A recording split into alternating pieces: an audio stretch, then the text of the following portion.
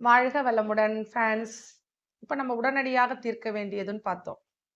இப்ப நம்ம அப்பா, அம்மாக்கு நெறைய சொத்து இருக்கு.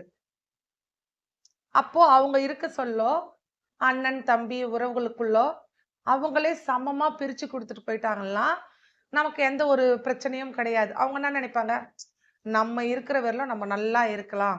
நமக்கு அப்புறம் நம்ம பசங்க பிரிச்சுக்கலாம். அப்படின்னு நெனைக்கிறப்போ, அவங்களுக்குள்ள இவங்க இல்லாத காலத்துல பார்த்தீங்கன்னா, அண்ணன், தம்பிக்குள்ள ஒரு உறவுல சரியா இருக்காது.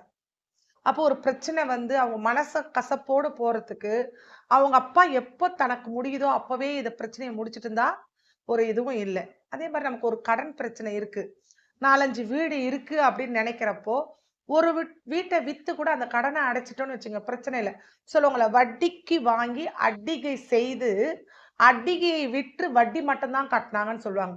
அந்த நிலைமைக்கு போகாத, உடனடியாக தீர்க்க வேண்டிய கவலை இருந்தால், உடனடியாக கண்டிப்பாக தீர்த்தே ஆக வேண்டும். மீண்டும் சந்திப்போம். வாழ்க வளமுடன்.